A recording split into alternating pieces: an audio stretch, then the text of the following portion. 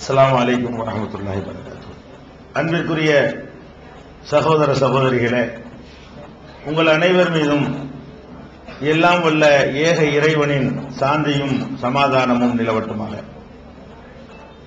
பல்வேறு மதத்தவர்கள் வாழ்கிற நமது நாட்டிலே ஒவ்வொரு மதத்தவர்களும் மற்ற மதத்தை பற்றியும் அந்த மதத்தை வாழ்க்கை நெறியாக ஏற்றுக்கொண்டிருக்கிற மக்களை பற்றியும் சரியான முறையிலே புரிந்து கொண்டோம் என்று சொன்னால் நமக்கிடையே ஒரு நல்லிணக்கமும் ஒரு பரஸ்பர அன்பும் ஏற்படும் என்பதற்காக இந்த நிகழ்ச்சியை நாங்கள் பல வருடங்களாக தொடர்ந்து நடத்தி வருகிறோம். இந்த நிகழ்ச்சியை பொறுத்தவரை நீண்ட பெரிய உரைகள் எதுவும் நிகழ்த்தப்படுவது கிடையாது. இந்த நிகழ்ச்சி முழுக்க முழுக்க இஸ்லாத்தை பற்றி மற்ற சமுதாய மக்களுக்கு இருக்கின்ற எத்தகைய சந்தேகங்களாக இருந்தாலும் ஆட்சேபனைகளாக இருந்தாலும் அதை தெளிவான முறையில் எந்த விதமான தயக்கமும் இல்லாமல் நீங்கள் எடுத்து வைக்க வேண்டும். அதை பற்றி இஸ்லாம் என்ன சொல்கிறது என்பதை நீங்கள் புரிந்து கொள்ள வேண்டும் என்பதற்குத்தான் இந்த நிகழ்ச்சி. இருந்தாலும் நிகழ்ச்சியை துவக்குவதற்கு முன்னால் இஸ்லாத்தை பற்றி, இஸ்லாத்தினுடைய பல்வேறு கூறுகளை பற்றி ஒரு சின்ன ஒரு அறிமுக உரை. இஸ்லாம் பல்வேறு மதங்களுக்கு மத்தியில ஒரு தனி கொள்கையை கொண்ட மதமாக இருப்பதை நீங்கள் எல்லாம் அறிவீர்கள். இஸ்லாம் உலகத்திற்கு சொல்கின்ற பல்வேறு செய்திகளிலே ஒரு முக்கியமான செய்தி என்னவென்று சொன்னால், இந்த உலகத்திலே நாடுகளின் பெயரால் நாம பிரிந்து கிடக்கிறோம், நிறத்தில் நாம வேறுபட்டு இருக்கிறோம், பேசுகிற மொழியில வேறுபட்டு இருக்கிறோம், பண்பாடு பழக்க வழக்கம் கலாச்சாரம் இதுல எல்லாம் நமக்கு மத்தியில வேறுபாடுகள் இருக்கிறது. மொழியால் வேறுபட்டிருக்கிறோம், மதத்தாலே வேறுபட்டிருக்கிறோம். இப்படி வேறுபட்டிருக்கக்கூடிய நாமல் எல்லாம் கொள்கை அளவில் கருத்து வேறுபாடு கொண்டு இருந்தாலும் நம்ம எல்லாரும் சகோதரர்கள். இதுதான் இஸ்லாம் உலகத்துக்கு சொல்ற செய்தி. அது எப்படி சகோதரர்களா இருக்க முடியும்? இந்து முஸ்லீம் சகோதரர் இருக்க முடியுமா? முஸ்லீம் கிறிஸ்தவரும் சகோதரா இருக்க முடியுமா? தமிழனு மலையாளியும் சகோதரா இருக்க முடியுமா? இந்தியாக்காரன ஆப்பிரிக்காக்காரன சகோதரனா இருக்க முடியுமா? அப்படின்னு நமக்கு ஒரு சந்தேகம் வரலாம். சந்தேகம் வந்தாலும் அது தப்பு. நம்ம சகோதரர்கள் தான். எப்படி சகோதரர்கள் என்றால் இஸ்லாம் உலகத்துக்கு எப்படி சொல்லுதுன்னு கேட்டா, இன்றைக்கு உலகத்தில் 650 கோடி மக்கள் வாழ்றோம்.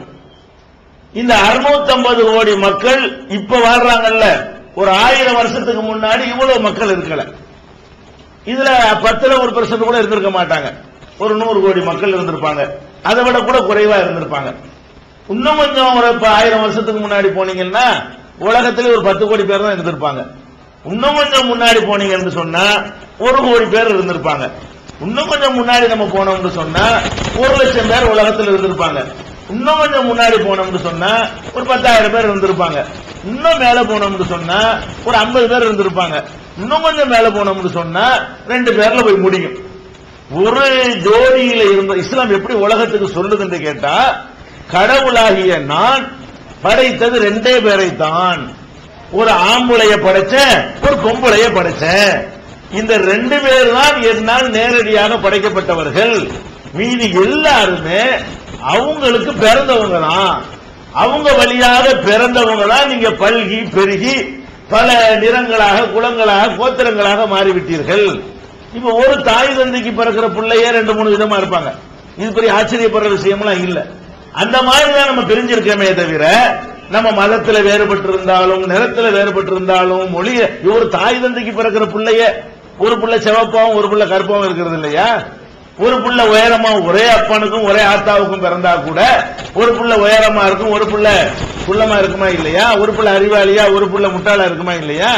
ஒரு புள்ள ஆங்கிலம் படிச்ச பிள்ளையா, இன்னொரு பிள்ளைக்கு ஆங்கிலம் தெரியாத பிள்ளையாவும் இருக்குமா இல்லையா? அந்த மாதிரி ஒரு தாய் தந்தைக்கு பிறந்ததுல பார்க்கும் பொழுது பல்லாயிரம் ஆண்டுகள் கடந்ததுனால நம்ம நினைஞ்சிருக்கிறோம், பிளவுபட்டு கிடக்கிறோம். அப்ப நீங்க ஒரு கொள்கை ஏத்துக்கிட்டது, நாங்க ஒரு கொள்கை ஏத்துக்கிட்ட விஷயத்துல பிரிஞ்சிருக்கமே தவிர நம்ம எல்லாருமே சகோதரர்கள் தான். ஒரு குடும்பத்துல அண்ணன் திமுகவில் இருப்பான், தம்பி அண்ணா திமுகவில் இருப்பான், மாமா காங்கிரஸ்ல இருப்பான், அதனால சொந்தம் இல்லைன்னு ஆயிருமா? ஒரு தாய் தந்தைக்கு பிறக்கலன்னு ஆயிருமா? அண்ணன் தம்பி இல்லைன்னு ஆயிருமா? அப்ப கொள்கையில நம்ம வழிபாட்டு முறையில நம்ம வேறுபட்டு இருந்தாலும் அது நம்ம அண்ணன் தான், இது நம்ம தம்பி தான். அவர் வழிபாட்டு விதம் அதை எடுத்துக்கிட்டாரு, நம்ம இதை எடுத்துக்கிட்டோம். அவர் உரிமை நம்ம மதிப்போம், நம்ம உரிமை அவர் மதிக்கணும். இப்படிங்கிற மாதிரி நம்ம நடந்து கொண்டால் ஒரு நல்லா இருக்கும்.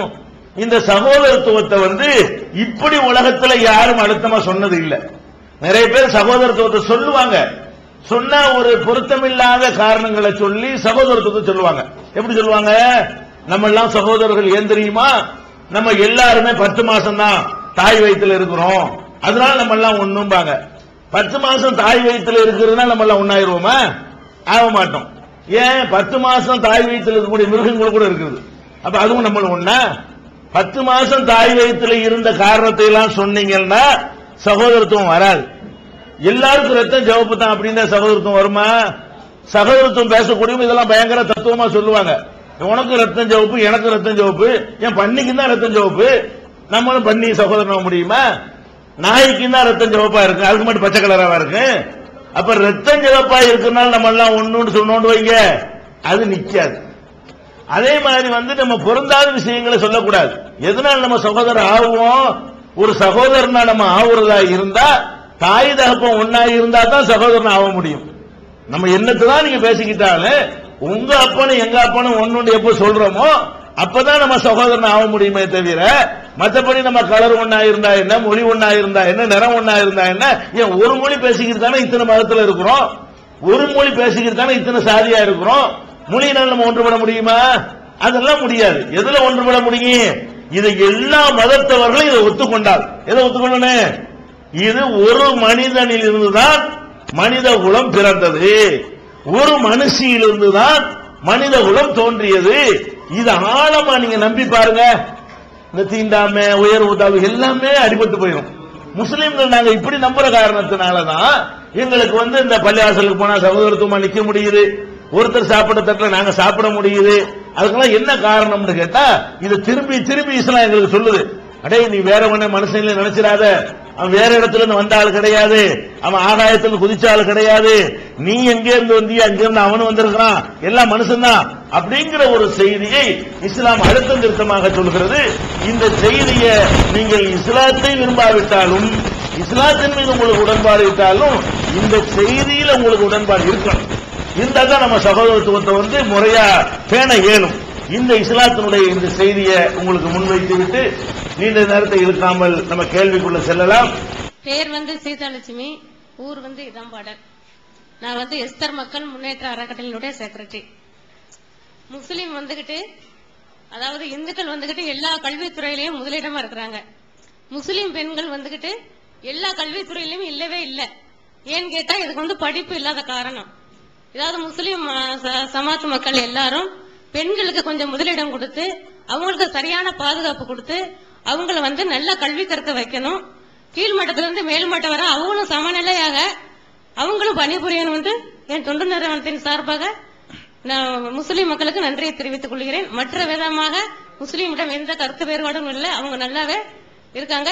இரண்டாவதாக ஒரு கேள்வி, அதாவது 50% பெண்கள் கணவனால் கொஞ்சம் பாதிப்படைஞ்சிருக்கிறாங்க. அது என்னன்னு கேட்டா, அவங்க முஸ்லீம் ஒடுக்கப்பட்டு நசுக்கப்பட்டு வீட்டுக்குள்ளே இருக்கிறதுனால வெளியில அவங்க பேச முடியாத சூழ்நிலையில, மற்றவங்கள்ட்ட பகிர்ந்து கொள்ள முடியாத சூழ்நிலையில அவங்க ரொம்ப கஷ்டப்பட்டுக்கிட்டு இருக்காங்க.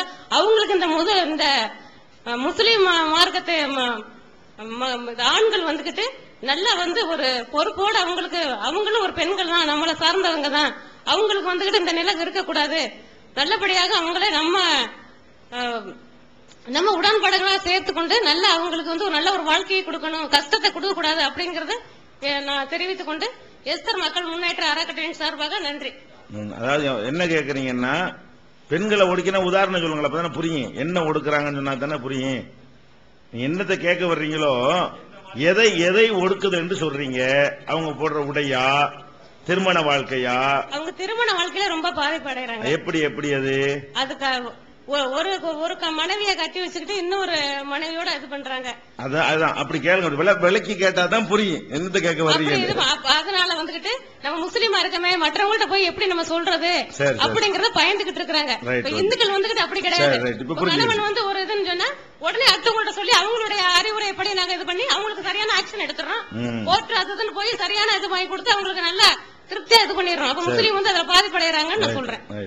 அதான் அவங்க என்ன கேட்க வர்றாங்கன்னா, முஸ்லீம்ல உள்ள ஆம்பளைங்க வந்து மனைவி இருக்கும் பொழுது இன்னொரு திருமணம் பண்ணி கொள்றதுனால 50% ஆண்கள் அப்படி பண்ணி கொள்றதுனால முஸ்லீம் பெண்கள் பாதிக்கப்படுறாங்க அப்படிங்கறத, அது ஏன் இஸ்லாத்துல அப்படி இருக்குது கேட்கிறாங்க.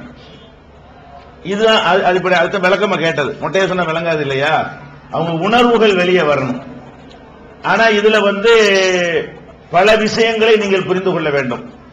முதலாவதாக, இந்தியாவுடைய அரசாங்கத்திலிருந்து ஒரு புள்ளி விவரம் வெளியிட்டு இருக்கிறாங்க.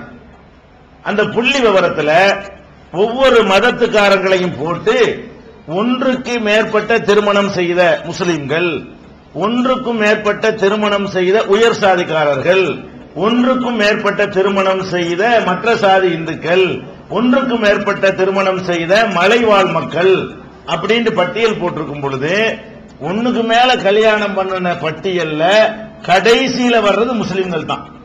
அரசாங்கத்தினுடைய புள்ளி விவர பிரகாரம் ஒண்ணுக்கு மேல கல்யாணம் பண்றவங்களுடைய எண்ணிக்கை எடுத்துக்கிட்டீங்கன்னா எல்லா சமுதாயங்களை விடவும் முஸ்லிம்கள்ல தான் குறைவா இருக்குதுன்னு சொல்லி நான் சொல்லல, அரசாங்கம் வெளியிட்ட புள்ளி விவரம் இருக்கிறது. அந்த புள்ளி விவரம் அடங்கிய அந்த புத்தகம் இஸ்லாம் பெண்கள் உரிமையை பறிக்கிறதாங்கிற புத்தகம் அவங்களுக்கு தரப்படும். அதுல அந்த அரசாங்கம் போட்ட புள்ளி விவரத்தை நீங்க அதில் பார்த்துக் கொள்ளலாம். மீதி உள்ளதுக்கு வருவோம். இப்ப இஸ்லாத்தை இன்னொன்னு சொல்றாங்க, 50% பெண்கள் அப்படி இருக்கிறாங்க. இப்ப வந்திருக்கக்கூடிய முஸ்லிம்கள் வெளியே நிக்கிறாங்க. இல்லாட்டி இப்ப இருக்கிறவங்களோட கையத்துக்கு சொல்லலாம். 2 கல்யாணம் பண்ணவங்களை கையத்துக்கு சொன்னீங்கன்னு சொன்னா நீங்க நினைக்கிற அளவுக்கு எல்லாம் இருக்காது. வழங்குதா? ஒரு தெருவுல ஒரு ஆள் இருக்கு, 2 ஆள் இருக்குமே தவிர, ஒரு ஊர்ல ஒரு ஆள் 2 ஆள் இருக்குமே தவிர, நீங்க நினைக்கிற அளவுக்கு எல்லாம் அப்படி கிடையாது. ஆனா இருக்குது. முஸ்லீம்கள் உள்ளவங்களும் ஒன்றுக்கு மேற்பட்ட கல்யாணம் பண்றாங்க. சரி, இப்ப முஸ்லீம்கள் ஒண்ணுக்கு மேல கல்யாணம் பண்றாங்க. மத்தவங்க கல்யாணம் பண்ணா கோர்ட்ல போய் அவங்களுக்கு தண்டனை வாங்கி கொடுத்துட முடியும். ஆனா முஸ்லீம்கள் ஒண்ணுக்கு மேல கல்யாணம் பண்ணாங்கன்னா கோர்ட்ல போய் தண்டனை வாங்கி கொடுக்க முடியாது என்கிற மாதிரியான ஒரு கருத்தும் நம்ம கிட்ட இருக்கிறது. நான் இப்ப அரசியலுக்காக சொல்லல, சில விவரங்களை வந்து புரிந்து கொள்வதற்காக சொல்லுகிறேன். ராம்விலாஸ் பாஸ்வான் பல மனைவியோடு இருந்திருக்காரு. அவர் வந்து முஸ்லீமா இல்ல. இப்படி நம்ம நிறைய வந்து அடுக்கிக்கிட்டே போகலாம். பெரிய பெரிய பெரிய இடங்களை எடுத்தோம்னு சொன்னா அப்ப நம்ம என்ன விளங்குறோம்னு கேட்டா, முஸ்லீம் தான் இப்படி பண்றாங்க மத்தவங்க பண்ணல என்று இருந்தா தான் நீங்க சொல்றது சரியா வரும். முஸ்லீம்களும் பண்றதை விட கூடுதலா மத்தவங்க தான் பண்றாங்க என்று சொல்லிதான் அரசாங்கத்தோட புள்ளி விவரம் சொல்லுது, ஆதாரத்தோட சொல்லுது. ஆனா சட்டத்தில் தண்டிக்கலாங்கிறீங்களே, அதான் தப்பு. தப்பா நம்ம வழங்கி இருக்கிறோம். என்ன வழங்கி இருக்கிறோம்? இந்துக்கள் கல்யாணம் 2வது கல்யாணம் பண்ணா கோர்ட்ல கொண்டு தண்டிச்சிருவாங்க, முஸ்லீம்கள் பண்ணா அப்படி தண்டிக்க முடியாது அப்படின்னு சட்டம் இருப்பதாக நீங்க நினைக்கிறீங்க. அதெல்லாம் கிடையவே கிடையாது.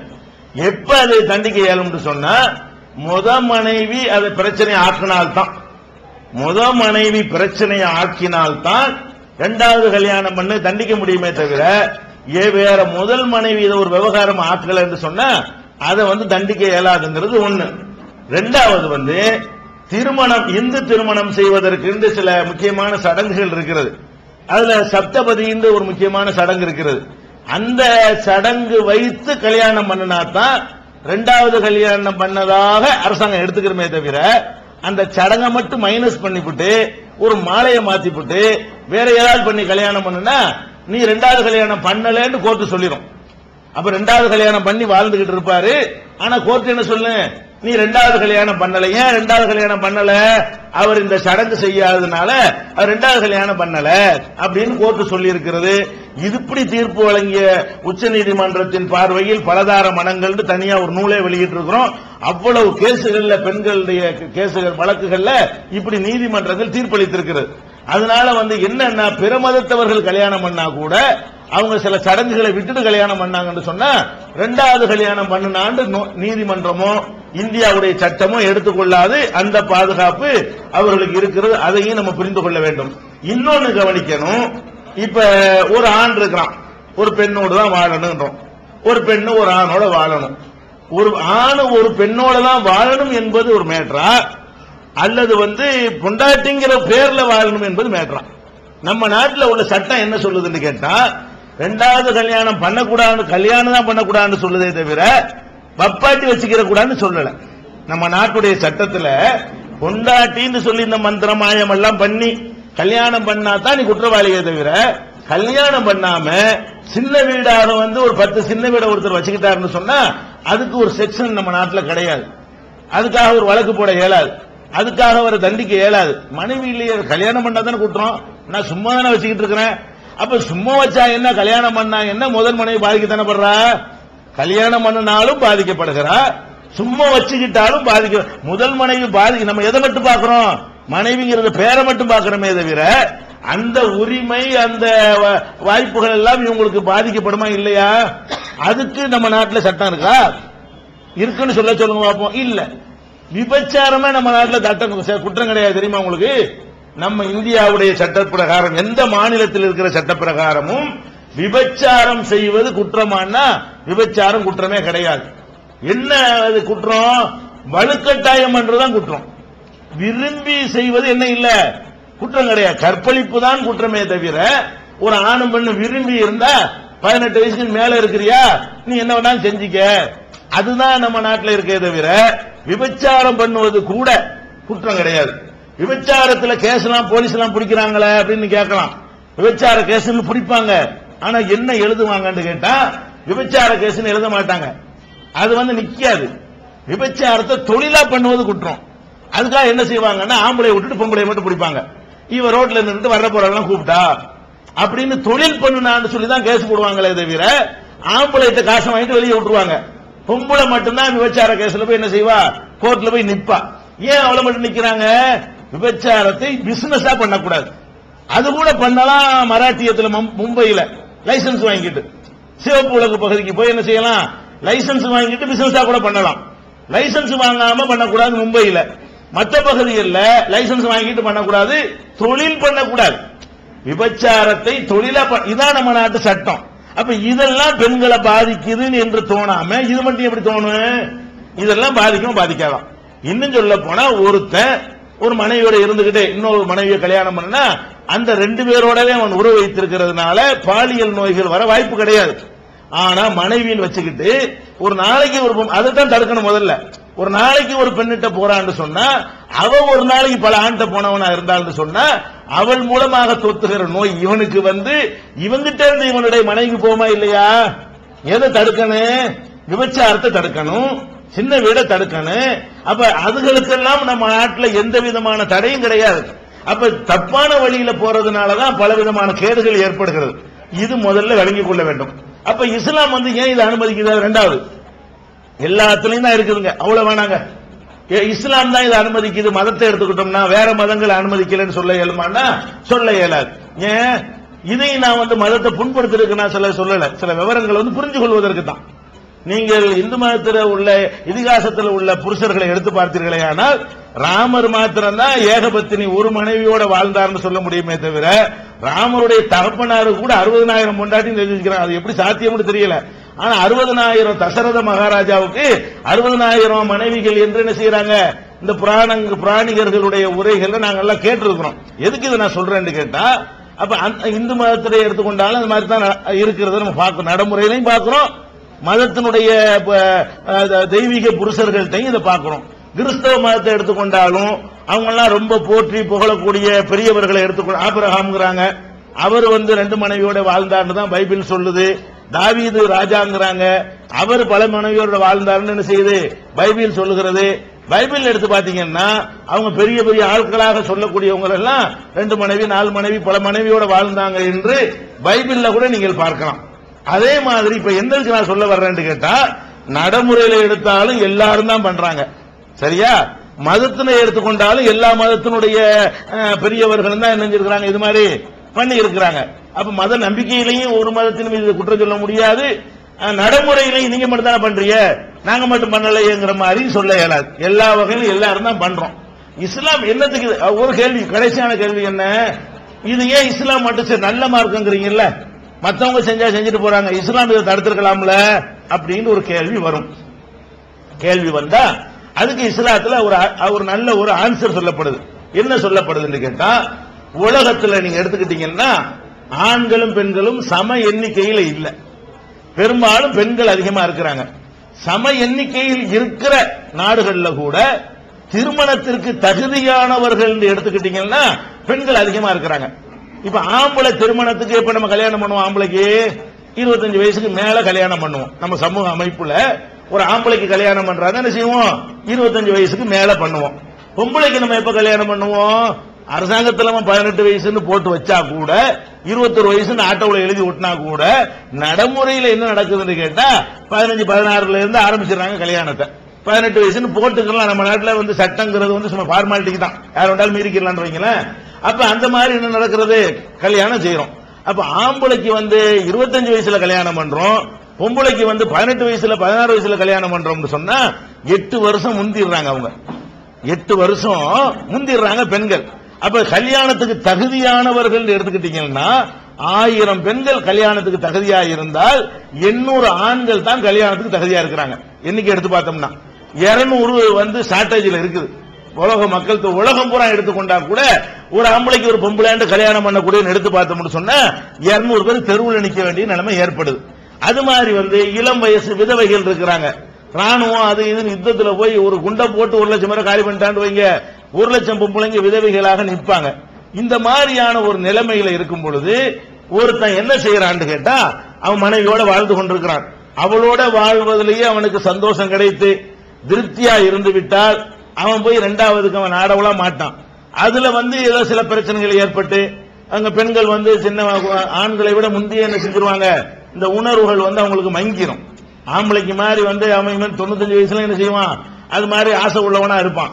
பொம்பளையில பொறுத்த வரைக்கும் என்ன செய்வாங்க, அவங்களுக்கு ஒரு 45-50 வயசு மாதவிடாயில நின்றுச்சுன்னு சொன்னா அதுல பெரிய அளவுக்கு ஆர்வம் கொள்ள மாட்டாங்க.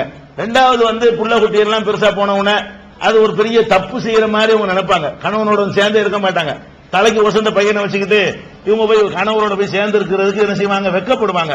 அது அப்ப அவனுடைய உணர்வுகள் என்ன செய்யும், வேற தவறான பாதைக்கு அவனை இழுத்து செல்லும். இந்த மாதிரி சில காரணங்களால இவன் என்ன செய்யறான்னா தவறு செய்யறான். தப்பு செய்யற எல்லாத்தையும் நீங்க எடுத்து பாருங்க, 25 வயசுக்காரன் 30 வயசுக்காரன் செய்யற தப்பை விட கூடுதலா யார் செய்வாங்கன்னு கேட்டா 60 வயசு ஆம்பளைங்க தான் அதிகமா தப்பு செய்வாங்க. 50க்கு மேல உள்ளவங்க தான் தப்பு செய்யறாங்க. இந்த வேலைக்காரிட்ட சில்மிசம் பண்ணார், அப்படி பண்ணார், இப்படி பண்ணாருன்னு பாத்தீங்கன்னா இதெல்லாம் எல்லா 60 வயசு நீங்க எடுத்துக்கிற கூடாது. 60 வயசுல எல்லாரும் என்ன சொல்றாங்க நினைச்சுக்கிற கூடாது. இந்த செய்யறவங்க இவங்க கூடுதலா இருக்கிறாங்க. அவ்வளவுதான். 25 வயசுலயும் ஒழுக்கமா இருக்கிற மக்களும் இருக்கிறாங்க, 75 வயசுலயும் ஒழுக்கமா இருக்கிறவங்க இருக்கிறாங்க, அவங்க கணிசமா இருக்கிறாங்க. அது இல்லைன்னு நான் சொல்லல. இப்படிப்பட்ட இது கூடவா அது கூடவான்னு பார்த்தோம்னா இவங்க தான் ஏன் அப்படி பண்றாங்க, வீட்டுல அவங்களுக்கு கிடைக்கலன்னு விளங்குது. அவங்களுடைய உணர்வுகளுக்கு ஏற்றவாறு அவங்களுடைய மனைவிமார்கள் நடந்து கொள்வது இல்ல. அப்ப இவன் என்ன பண்றான்னு கேட்டா வேற மாதிரி தவறு பண்றான். அப்ப இஸ்லாம் என்ன பண்ணுதுன்னா, நீ தவறு தான் பண்ணுவேங்கிற அளவுக்கு வந்தா அதிகமான பேர்த்த போய் தப்பு பண்ணிவிடாத. முறையை அவளையும் பொண்டாட்டின்னு சொல்லு, அவளுடைய நல்லது கெட்டது பொறுப்பேத்துக்க, அவளுக்கு பெறக்கூடிய பிள்ளைய ஓம் புள்ளன்னு ஒத்துக்க, உன் சொத்துல பங்கு கூடு ஒரு இறுக்கம் பண்ணும் பொழுது மும்மாடி அடுத்த பொம்பளைகிட்ட போறாண்ட அவ்வளவு விஷயத்தை சுமக்கணுமா, அவளையும் சுமந்து பிள்ளையும் சுமந்து லைஃபையே சுமக்கணுமான்னு அதிக பெண்களை நாடக்கூடியவர்கள் குறைஞ்சிருவாங்க.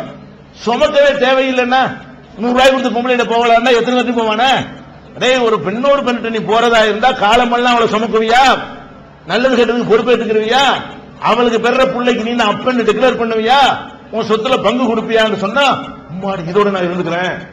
அப்ப இந்த மாதிரி அதை பொறுப்பேற்க சொல்லும் பொழுது இந்த மாதிரி தவறு அதிகமான பெண்கள்கிட்ட தப்பு செய்யறான் பாருங்க, அதை குறைக்கும் என்பதற்காக இஸ்லாம் என்ன பண்ணுது, நீ வீட்டில் சந்தோஷமா இருக்க முடியாத அளவுக்கு அங்க உன் தேவை பூர்த்தியாகாம நீ வழிகட்டு தான் போயிருவ, நீ விபச்சாரம் தான் பண்ணுவ, கெட்டுதான் அழிஞ்சு நாசமாயிருவேங்கிற நிலைக்கு வந்தால் அதை பண்றதுக்கு பதிலா அவளை கல்யாணம் பண்ணிக்க அப்படின்னு இஸ்லாம் காரணத்தோட அனுமதிக்குது.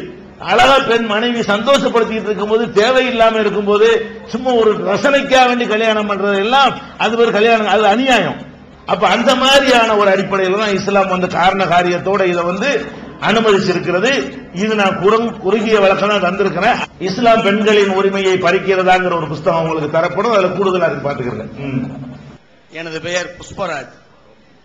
சித்தார்கோட்டையிலிருந்து வருகிறேன்.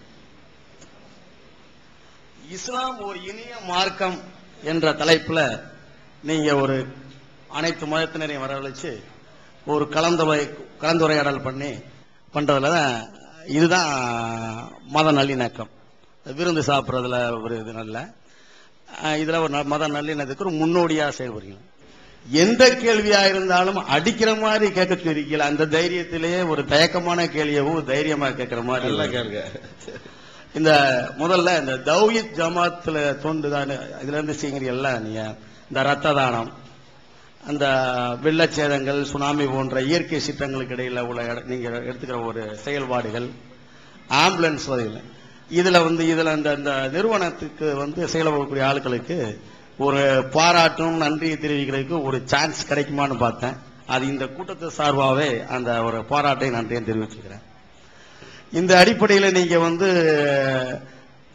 இந்த ரத்த தானம் பண்றது, அந்த ஆம்புலன்ஸ் சேவைகள், மற்ற தொண்டு நிறுவனங்கள் நல்லா செய்றீங்க. இதே மாதிரி தான் தமுமுகவங்களும் செய்யறாங்க. நீங்க இரண்டு, அதாவது இஸ்லாம் என்பது சாந்தியும் சமாதானமும் தான். அந்த அடிப்படையில் நீங்க எதா இருந்தாலும் கருத்து வேறுபாடுகள் இருக்கக்கூடாதுன்னு நினைக்கிறாங்க. நீங்க இந்த அவங்க செய்யறதையே நீங்களும் செய்யற போட்டி மனப்பான்மை, போட்டி இல்ல, போட்டி போட்டுக்கொண்டு நீங்க செய்றீங்க. ரொம்ப நல்லா சந்தோஷமா இருக்கு. இந்த சேவைகளை நீங்க ரெண்டு பேரும் சேர்ந்து ஏன் செய்யக்கூடாது? அதுல என்ன உங்களுக்கு சிரமம்? ஒண்ணு.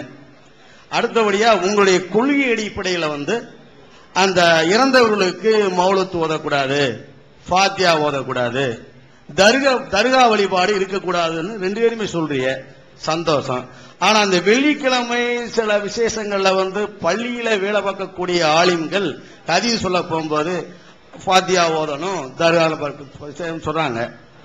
ஆனா உங்கள நீங்க எது பிடிக்குதோ அப்ப அந்த இஸ்லாமிய மக்கள் போயிடுவாங்க.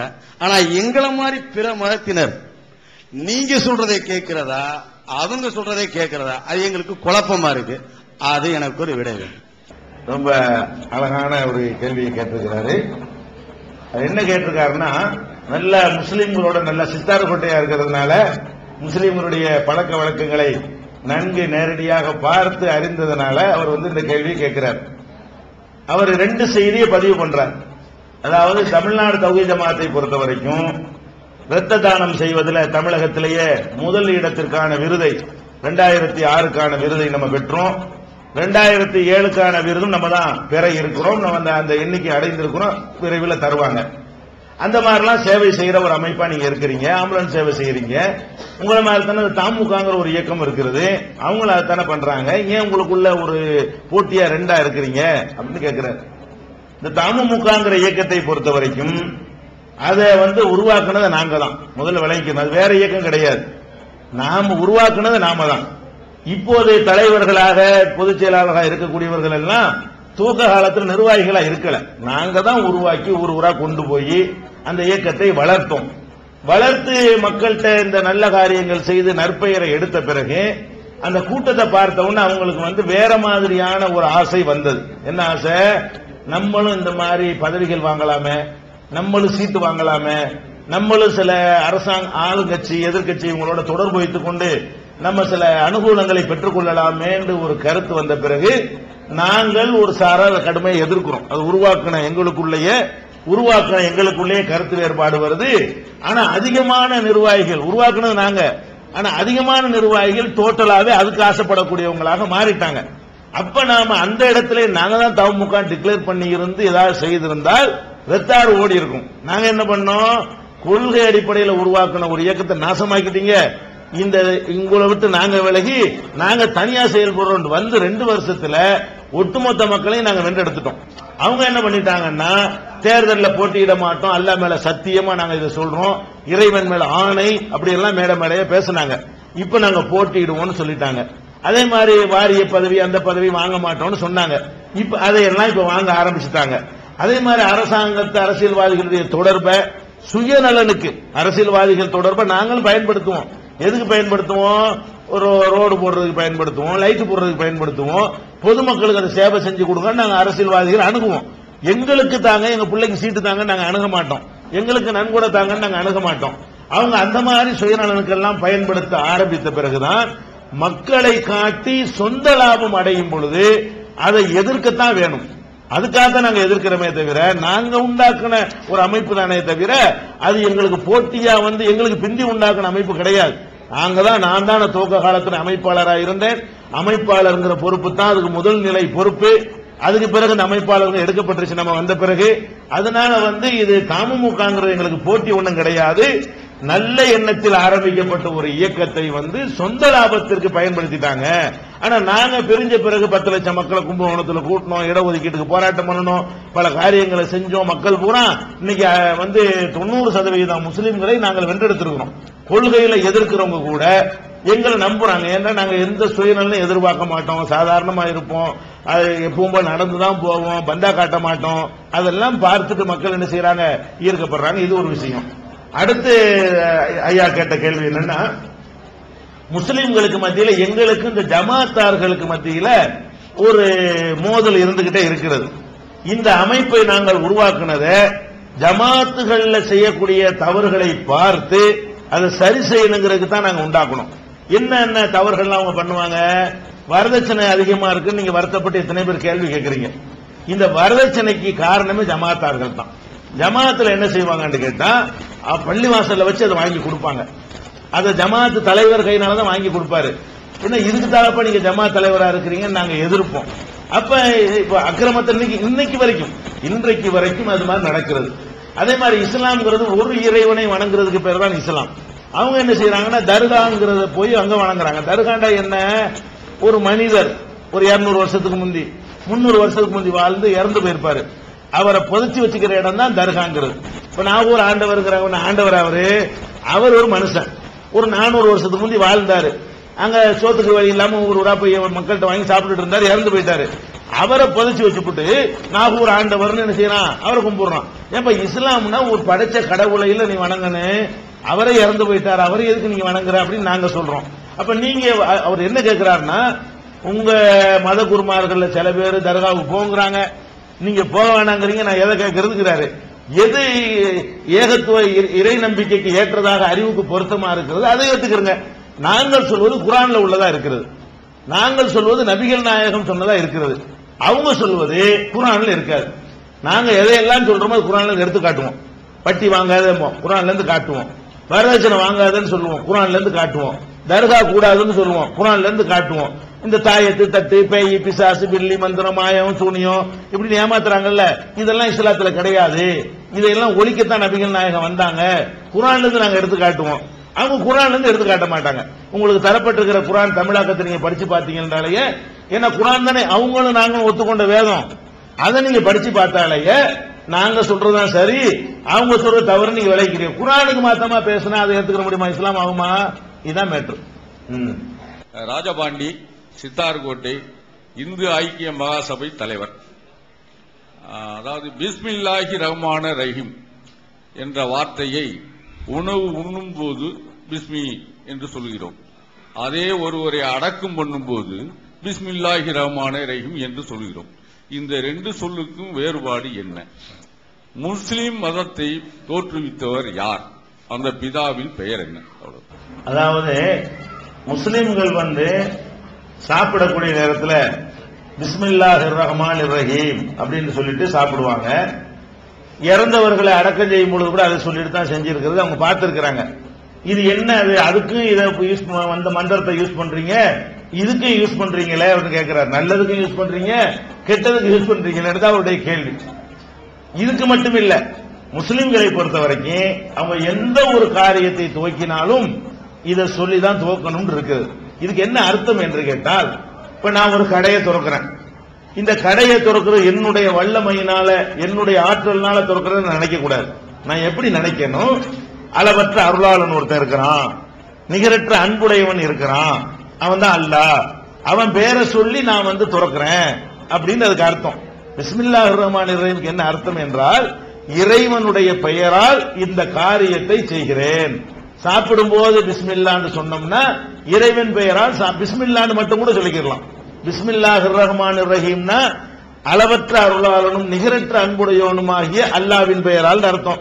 வெறும் பிஸ்மில்லான்னு அல்லாவின் பெயரால் அர்த்தம். பெருசா சொல்ல இயலாட்டா கூட பிஸ்மில்லான்னு மட்டும் எல்லாருமே சொல்லலாம்.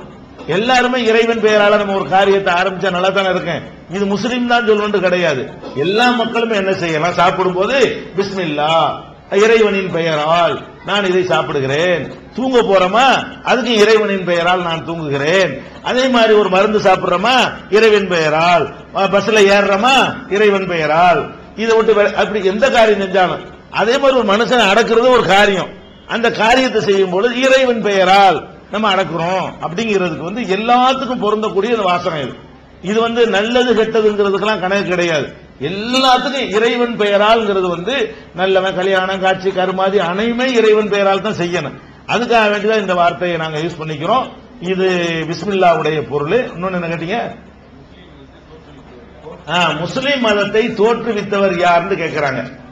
அதாவது முஸ்லிம் மதத்தை தோற்றுவித்தவர் எங்க இஸ்லாமிய நம்பிக்கை பிரகாரம் இறைவன் தான் முஸ்லிம் மதத்துக்கு சொந்தக்காரன். மனிதர்கள் தோற்றுவிக்கவில்லை. கடவுள் இறைவன் அல்லாஹ் தான் என்ன செஞ்சாரு, முஸ்லிம் மதத்தை தோற்றுவிக்கிறார். எப்ப தோற்றுவிக்கிறாரு? முதல் ஒரு ஜோடியை படைக்கிறாரு இல்லையா, அந்த முதல் ஜோடிக்கு சொன்ன மார்க்கமே இதுதான். படைச்சு நீ என்னையத்தான் வணங்கணும், ஒரு இறைவனாய் எனக்கு தான் நீ கட்டுப்பட்டு நடக்கணும்னு சொல்லி அந்த முதல் மனிதர் ஆதம் என்பவர் வழியாக இந்த மதத்தை கடவுள் தோற்றுவிக்கிறார். தோற்றுவிச்ச அந்த மதம் ஒவ்வொரு காலகட்டத்திலையும் மாறி போயிடும். இப்ப நமக்கு தெரிஞ்சே பாக்குறோம். இவர பெரியார் இருந்தாரு, அவர் சிலையெல்லாம் வேணான்னு சொன்னார், அவருக்கு சிலை வச்சு விட்டாங்க. அவர் சிலையெல்லாம் எதிர்த்து வேலை செஞ்சவருக்கு நினைச்சிட்டாங்க, இப்ப சிலை வச்சு கொஞ்சம் காலஞ்சன்னு மாறி போயிருதுல. இப்படி மாறி போன பிறகு வேற ஒருத்தரை என்ன செய்வார் கடவுளே, மனிதர்கள் நியமித்து நீ இதை கொஞ்சம் புதுப்பிச்சிரு மறுபடியும். அப்படி புதுப்பிக்க வந்தவர் முகமது நபி கடைசியாக வந்தவர். முகமது நபி இஸ்லாத்தை தோற்றுவிக்கவும் இல்லை, அவர் வழியாகத்தான் இஸ்லாம் கொடுக்கப்பட்டதும் இல்ல. நம்ம எல்லாருக்கும் ஒரு தகப்பன் இருக்காருன்னு ஆரம்பத்தில் சொன்ன அவர் தான் அவர் மூலமாகத்தான் இந்த உலகத்துக்கு இஸ்லாம்ங்கிற ஒரு இறைவனை வணங்கக்கூடிய இந்த முறை வந்தது. பிறகு அந்த மாற்றங்கள் வர வர ஒவ்வொரு காலத்திலையும் ஒவ்வொரு ஆளை நியமித்து நீ கொஞ்சம் கரெக்ட் பண்ணு. மக்கள் வேற வேற பொருளை வணங்க ஆரம்பிச்சுட்டாங்க. இறைவனை வணங்குறதுக்கு பதிலா சூரியனை வணங்குறாங்க, மலையை வணங்குறாங்க, காத்த வணங்குறாங்க. இதெல்லாம் படைச்ச எண்ணெயை மறந்துடுறாங்க. அதனால எண்ணெயை வணங்குற மாதிரி மக்களை சரிபடுத்து அப்படின்னு ஒவ்வொருத்தரையா கடவுள் என்ன செய்வார், நியமிப்பார். அப்படி நியமிக்கப்பட்டதுல கடைசியாக நியமிக்கப்பட்டவர் தான் முகமது நபி. அவர் கிபி 570 அவர் பிறக்கிறார். கிபி கணக்கில் சொல்வதாக இருந்தால் 570 பிறக்கிறாரு. பிறந்து அவர் 40வது வயசுல நான் இறை தூதர் என்று சொல்றாரு. இன்னைக்கு உள்ள கணக்கு பாத்தீங்கன்னா 1450 1460 வருஷம் ஆகுது. இதுதான் முகமது நபியுடைய.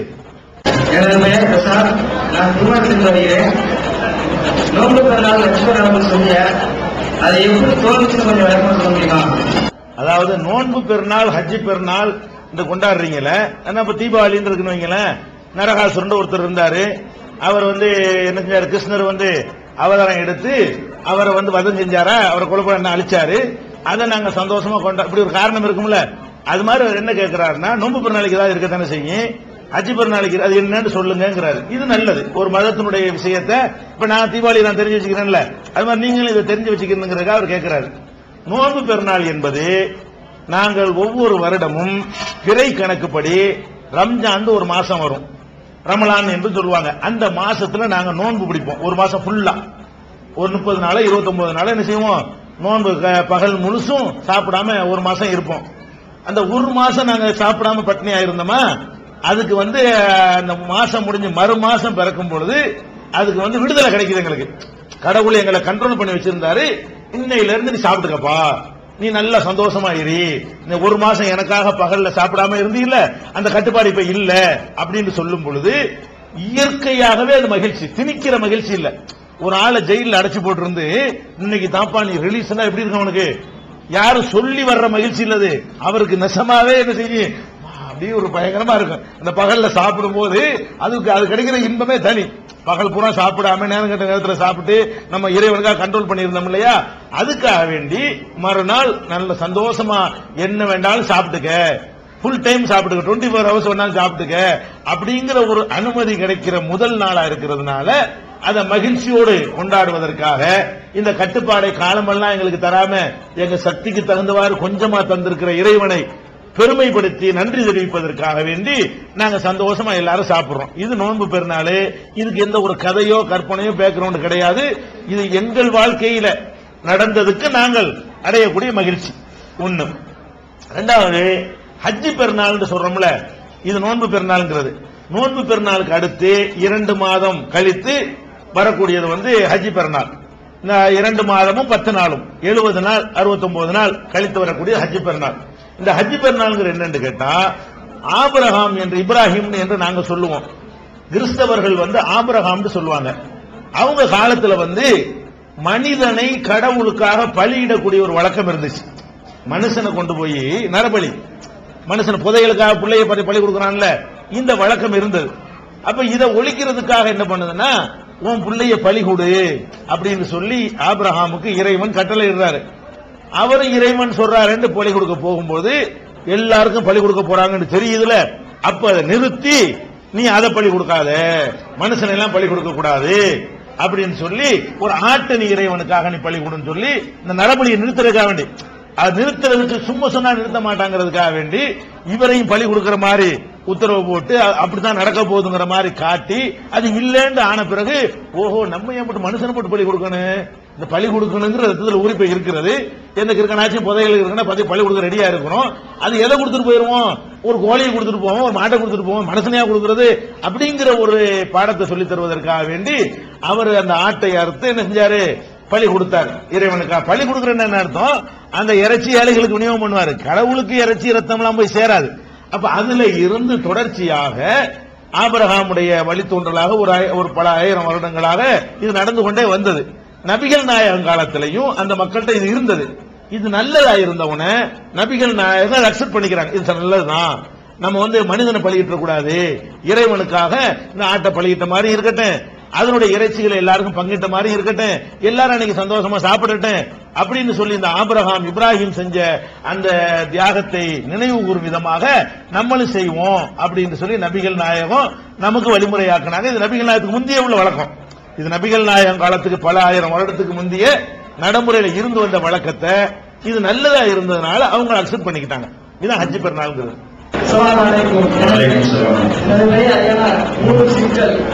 இந்து மதத்தில் முழு வழிபாடு தேவையில்லாமல் இருக்கு, அது எனக்கு பிடிக்கிறது. அது மாற்ற சரியான வழி என்ன சொல்லுங்க, இறைவனை எதன் மூலமாக காண்கிறீர்கள்? இந்து மதத்துல ஒரு கடவுள்னு சொன்னா முன்னாடி ஏதோ ஒரு உருவத்தை வச்சுக்கிட்டு வழிபடுறாங்க. அது எனக்கு அவருக்கு பிடிக்கலையா, அது டாபிக் இல்ல. அவர் என்ன கேட்கிறாருன்னா, நீங்க ஒண்ணுமே வச்சுக்கிற மாட்டேங்கிறீங்க, அப்ப எப்படி நீங்க இறைவனை வழிபடுறீங்க?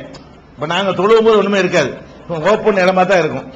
அது எப்படி நீங்கள் இறைவனை வழிபடுறீங்க ஒன்று என்ன கேட்கிறார். இஸ்லாத்தை பொறுத்த வரைக்கும் உருவ வழிபாடு இல்லைன்னு சொல்றோம்ல, ஏன் சொல்றதுன்னு விளைக்கணும். ஏன் அப்படி இஸ்லாம் சொல்லுதுன்னு கேட்டா, இறைவனை யாரும் பார்த்தது கிடையாது.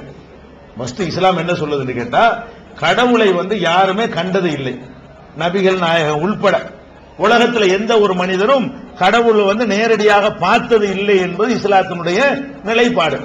அவருடைய அந்த பவரை பார்க்கிற அளவுக்கு நமக்கு சக்தி இல்ல, அந்த அளவுக்கு பவர்ஃபுல்லான ஒரு சூரியன் நம்ம பார்க்க முடியுமா, அந்த மாதிரியான ஒரு அதை முடியாது என்ற நபிகள் நாயகம் எங்களுக்கு சொல்லிட்டாங்க. அப்ப இறைவனை பார்க்க முடியலங்கும் போது யாருமே பார்த்தது இல்லைன்னு தான் வேற மதங்கள்லையும் சொல்லப்பட்டிருக்கிறது. கடவுளை என்ன செய்யல, யாரும் பார்த்தாருன்னு சொல்லப்படவே இல்லை. அப்ப கடவுளை பார்க்கல என்று சொன்னா, பார்க்காத ஆளுக்கு நீங்க எப்படி உருவம் கொடுப்பீங்க? என்னை பார்த்தா நீங்க என்னை வரையலாம், என்னை பார்க்கவே இல்லைன்னா என்னை எப்படி நீங்க வரைவீங்க? அது வரைஞ்சீங்கன்னா நானா எப்படி இருப்பேன்? என்னை நீங்க பார்க்கவே இல்லை, நீங்க வரைஞ்சிட்டீங்கன்னா நானா இருக்க மாட்டேன். அப்ப நீங்க வரைஞ்சி வேற யாராவது தான் இருக்கணும். ஒருவேளை அது என்னுடைய எதிரியை கூட வரைஞ்சி வச்சிருந்தேன்னா எனக்கு கோவம் வருமா இல்லையா? நான் நினைச்சுக்கிட்டு எனக்கு பிடிக்காத ஒரு தோட்டத்தில் வரைஞ்சி வச்சுட்டு வணங்குறேன்னு வைங்க, நான் பாக்குறேன், இப்படி பண்ணி என்னை அநியாயம் பண்ணிருக்கிறியா, இந்த கோலம் பண்ணிட்டீல அவனை காப்பனா இல்லையா? அப்ப இறைவனை நாம பார்க்கவில்லை என்று சொல்லும் பொழுது அவனுக்கு வடிவத்தை கற்பனையாக கொடுத்தால் அது இறைவனை கண்ணியப்படுத்துமா? இறைவன் கடைசியில் நம்மளை எழுப்பி கேட்கும் பொழுது இது அவனுக்கு பிடிக்காம போயிட்டா நம்ம அதுக்கு தண்டனை தானே கிடைக்கும். ஏண்டா இப்படி, ஏண்டா நம்ம போட்டோ ஸ்டுடியோ போறோம்ங்க, நம்மளே அடுப்பு கறி மாதிரி இருப்போம், போட்டோவில் எடுக்கும்போது கலரா வரணும்னு விரும்புவோம். கருப்பா எடுத்துட்டான்னு வைங்க, டேய் என்னடா ஸ்டுடியோ வச்சிருக்கிற கேப்பமா இல்லையா? அப்ப நமக்கு இருக்கிற கருப்பை எடுத்தா கூட நமக்கு பிடிக்க மாட்டேங்குதுன்னா அப்ப இல்லாத எடுத்து அவ்வளவு கோவம் வரும். நம்ம எப்படி இருக்கிறோமோ அதை விட நல்லா இருக்கணும்னு ஆசைப்படுறோம். இதுல போட்டோவுல அப்ப நம்ம போட்டா நல்லா இருக்குன்னு நம்ம ஆசைப்படுறோம். நம்மள கார்ட்டூன் மாதிரி வரைஞ்சாங்கன்னா நமக்கு கோவம் வருது. அப்ப இறைவனை நம்ம பார்க்கவில்லைன்னு சொல்லும் பொழுது உருவம் கொடுக்கிறது முதல் தவறாகிவிடும்.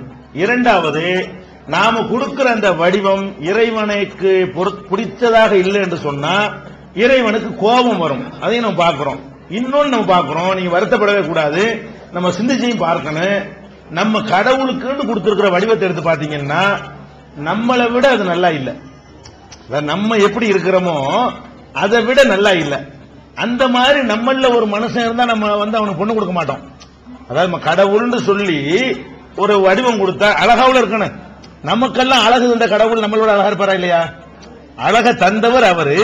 அந்த கடவுள் எப்படி இருக்கணும்? நம்மளை விட பல பல பல மடங்கு அழகானவராக இருக்க வேண்டும்.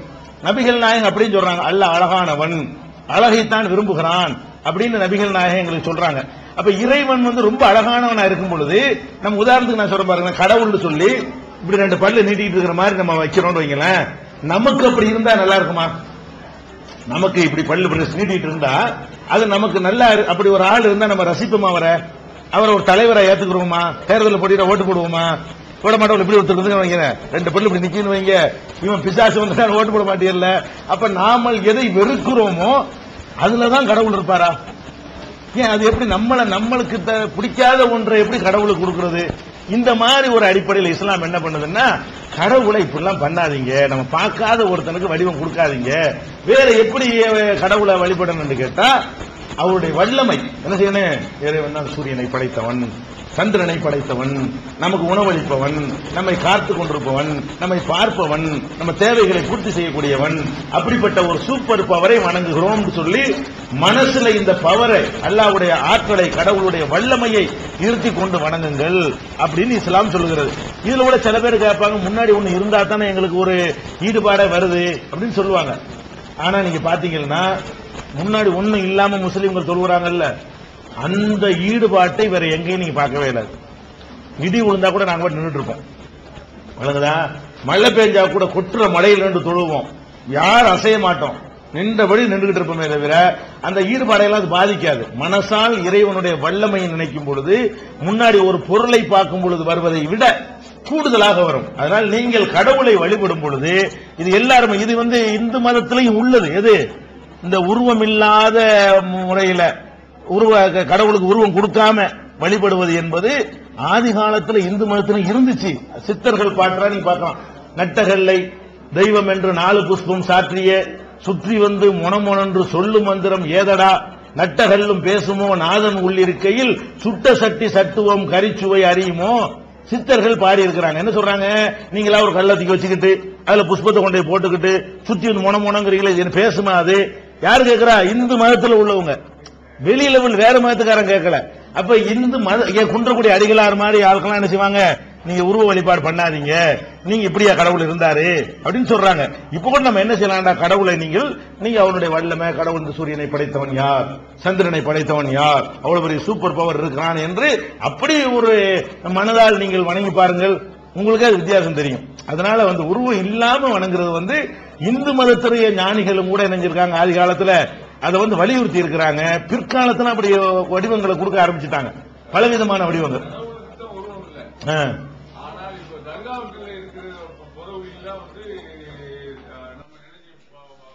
இதுதான் நினைக்கிறோம், கபிஸ்தான் நம்ம நினைக்கிறோம். அதே மாதிரி தான் மற்ற சாமிகளையும் பல்ல நீட்டிட்டு இருக்குன்னா அது காளி, அந்த மாதிரி தான் நாங்க கும்பிடுறோம். அதே நேரத்தில் தர்காவில் போய் கல்லறையை தான் கும்பிடுறோம்.